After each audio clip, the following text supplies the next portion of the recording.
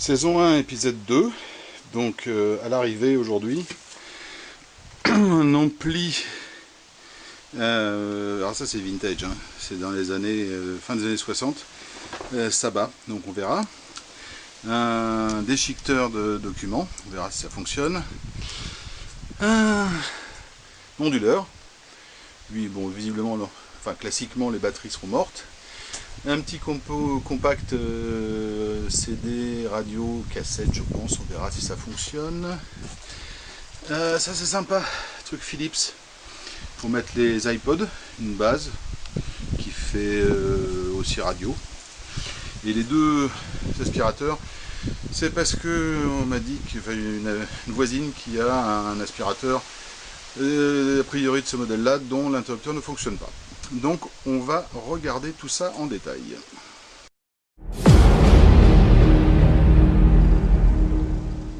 Pour commencer par l'onduleur, bon classique, les batteries sont mortes. D'ailleurs, sur une des batteries, on voit qu'elle date d'octobre 2014, donc en 2020, ça fait 6 ans. C'est largement la durée de vie d'une batterie d'un onduleur. J'essaie de voir si les fonctionnalités sont bonnes avec d'autres batteries que j'ai. Elles sont en charge, on essaiera tout à l'heure. Le problème c'est que j'en ai déjà 4 des onduleurs, toujours récupérés à la déchetterie. Donc s'il y a le moindre truc, bah, ça va retourner à la déchetterie, d'où ça vient. J'essaie avec des batteries. Donc effectivement l'onduleur batterie fonctionne, par contre quand il est sous tension, il ne reconnaît pas la tension présente, donc enfin il la reconnaît mais il passe pas en mode charge et ça fonctionne pas. Donc comme je l'ai dit, j'en ai déjà 4. Visiblement il y a un problème sur la gestion de la tension. C'est pas un modèle récent, c'est un modèle 800 voltampères, c'est pas terrible. Il faudrait changer les deux batteries. Bref, ratio intérêt-coût pas en faveur du produit. Retour à la déchetterie.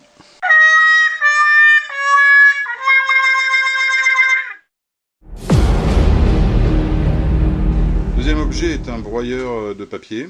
Bon là c'est relativement simple, le fil a été coupé. Le fil est coupé parce que dans les déchetteries, il y a des gens qui récupèrent le cuivre pour le revendre. Pour quelques euros le kilo, ou je ne sais pas combien c'est, mais enfin en tout cas il y a une valeur marchande. Et donc voilà, je vais changer le fil et puis on va voir si ça fonctionne. Pour atteindre le fil, il faut tout démonter, c'est pas compliqué. Et là je m'aperçois qu'il y a d'une part un bout de papier qui reste, ça veut dire que ça s'est bloqué et qu'il y a plein de poussière. Donc je vais nettoyer, je vais enlever le document qui reste, changer le câble et essayer. Concernant le broyeur, coup de soufflette, nettoyage, enlevage de papier, branchage, ça marche pas. En fait c'est relativement simple. La photo que vous voyez actuellement vous montre bien le problème. Le moteur en lui-même a fondu. Je pense que c'est lié au papier qui est coincé, donc il y a eu une surchauffe et puis un débobinage a fondu. Donc là c'est pas la peine d'aller plus loin, on va pas passer 3 heures là-dessus, ça ne marchera pas. Seul truc que j'ai pu récupérer, c'est des micro-switch que vous voyez sur la photo. On voit aussi qu'il y a une sorte d'écrou hexagonal qui était tombé dedans. Celui-là était un guide pour un des axes de roue de broyage. Bref, terminé. Retour à la déchetterie.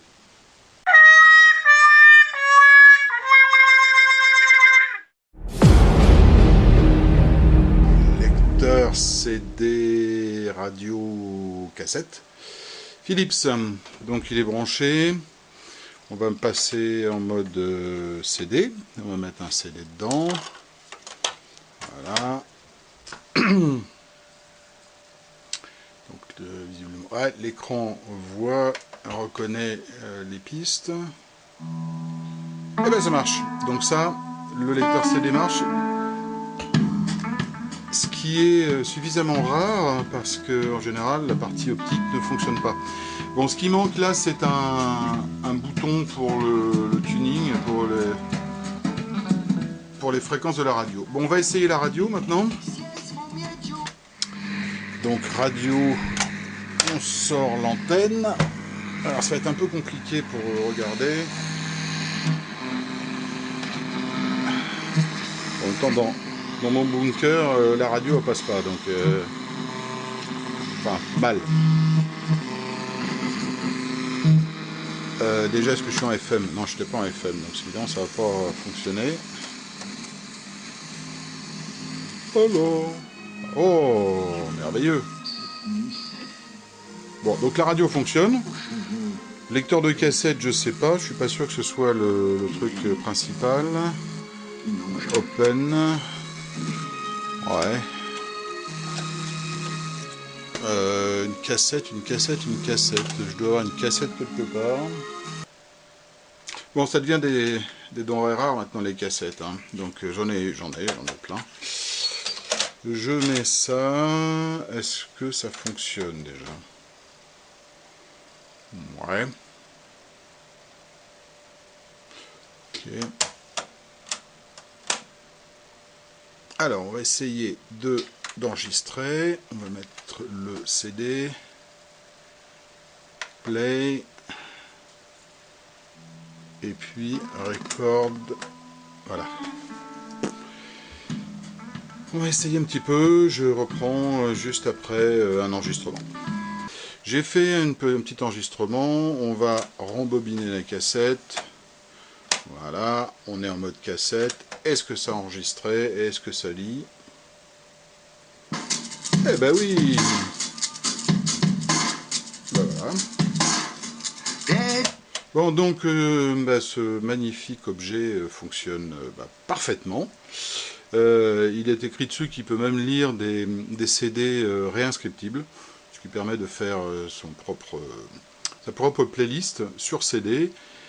Je vais me mettre en chasse d'un bouton pour le tuning, et puis voilà, un petit coup de chiffon pour le nettoyer. Voilà un appareil à musique qui fonctionne, récupéré de la déchetterie.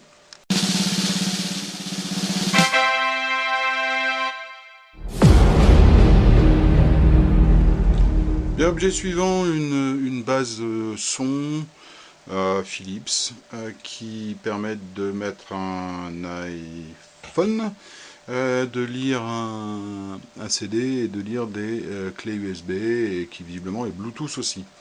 Donc j'ai branché, déjà ça s'allume rouge, mais par contre il se passe rien. Alors il se trouve que j'ai trouvé la télécommande qui va avec. La pile était complètement foutue, fuiteuse et tout ça. J'ai mis une nouvelle pile et il se passe rien non plus. Donc on va ouvrir, on va essayer de voir ce qui se passe, ça a pris de l'humidité ou quoi. Donc voilà, je l'ai ouvert pour regarder, il n'y a pas de fusible, il n'y a rien du tout. Sauf que maintenant c'est génial parce qu'il est branché et quand j'appuie là, ça fait hello et ça fonctionne. Donc on va juste voir si le disque fonctionne. Voilà. Reading. Reading. Est-ce qu'il va lire quelque chose? Eh ben oui, il lit. Eh bien, ça fait de la musique. Eh ben, c'est génial. Donc ça fonctionne. Bah ouais. Bon, mais les enceintes, c'est des enceintes de récup qui sont juste là pour savoir s'il y a du son. Très bien, je vais poursuivre ma découverte en particulier sur le Bluetooth, de voir si ça fonctionne. Et puis, je comprends pas ce qui s'est passé. Hein. Tout à l'heure, ça marchait pas. Si, ce qui est clair, c'est que la télécommande... Taisez-vous. La télécommande ne fonctionne pas. Donc ça, je vais la démonter. Je vais regarder si il n'y a pas un petit peu de calamine qui s'est posée. Et puis, on va voir. Bon, en même temps, on peut s'en servir sans télécommande. Donc c'est pas très grave. Après, je le remonterai, je vérifierai si ça marche en mode iPhone. On va passer à un essai du Bluetooth. Donc, on a les sources là. USB, audio in, tuner. Ah, il y a même un tuner, génial. iPhone, donc ça on verra quand ça c'est au-dessus. Et Bluetooth. Donc j'ai mon iPhone. Ok, super, il s'est connecté. Est-ce que ça marche? Ça se passe bien sûr. Eh ben ça marche. 24, 7000. Donc le Bluetooth fonctionne. Donc on va essayer l'USB. Hop là, on change de source. Reading. No USB. Bon, d'accord, il y a peut-être un...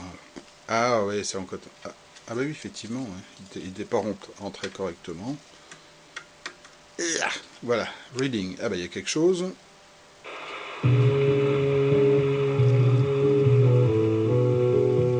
Et ça, eh ben, c'est ce que j'ai mis sur ma clé USB. Donc ça fonctionne aussi. Super. Très bien. Bon bah, qu'est-ce qui reste à tester? On a vu que le tuner fonctionnait, le CD fonctionne. Je vais le remonter et je vais voir si on peut le mettre en iPhone direct, mais il n'y a pas de raison.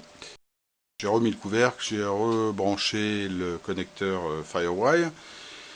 Source USB, audio in, tuner, iPod, iPhone. Est-ce que ça marche? Eh ben ça marche. Donc les journaux sérieux, peut-être le Super. mien, parce que le soir va décider, devrait... Donc en clair et sans décodeur, à l'exception de la télécommande, cet appareil fonctionne très bien et il est vraiment sympa parce qu'il fait toutes les sources possibles de son. Le CD, la radio, l'USB, le Bluetooth et l'iPhone. Génial! Je vais le nettoyer, je vais m'intéresser à la télécommande et puis j'aurai un super appareil. Dernière mise à jour sur ce petit bloc son Philips, la télécommande. Donc il ne fonctionnait pas, ce qui était quand même très embêtant parce que quelquefois le démarrage était un peu compliqué. Enfin, il était difficile d'allumer le bloc sans télécommande. Voilà, c'est comme ça. Donc j'ai regardé, en fait il y avait deux causes. La première, c'est que la petite diode infrarouge était morte. Donc effectivement, ça risquait pas de marcher. Et au niveau des contacts, il y avait eu un peu d'humidité. Donc un coup de baume contact et puis une nouvelle diode. Et voilà, ça va démarrer. Voilà, hello. Disque. Nos disques, bah oui. Open, enfin bon, tout fonctionne. Le seul tout petit souci, c'est que comme je n'avais que des diodes 3 mm, alors que celle d'origine est une 5 mm, la puissance est un peu inférieure, donc il faut être assez près du bloc. Mais ça fonctionne, tout fonctionne maintenant, et bah c'est génial. Voilà. Au revoir, goodbye, comme il dit.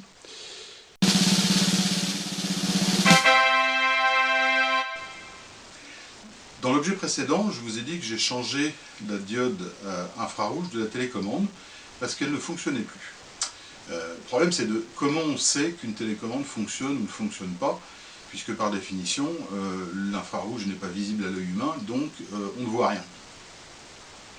Il y a une solution toute simple, toute simple, pour ceux qui n'ont pas d'iPhone, et je vais vous expliquer pourquoi, c'est le téléphone portable.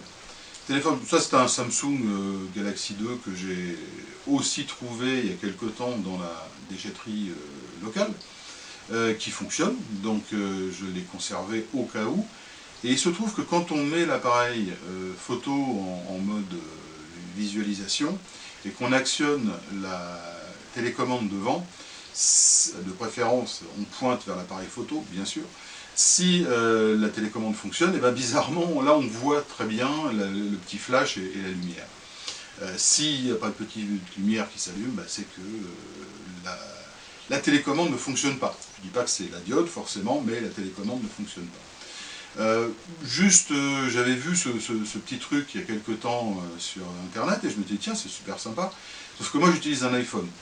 Et le spectre de l'appareil photo de l'iPhone fait que on ne voit pas sur l'appareil photo d'iPhone. Donc c'est pas parce que vous ne le voyez pas sur un iPhone que la télécommande ne marche pas, c'est le fait que l'iPhone ne permet pas ce genre de truc. Récupérer un vieux bousin tout simple, juste pour voir ça, et ça permet de savoir si la télécommande, en tout cas, au moins, envoie de l'infrarouge ou pas. Voilà, c'était un petit truc.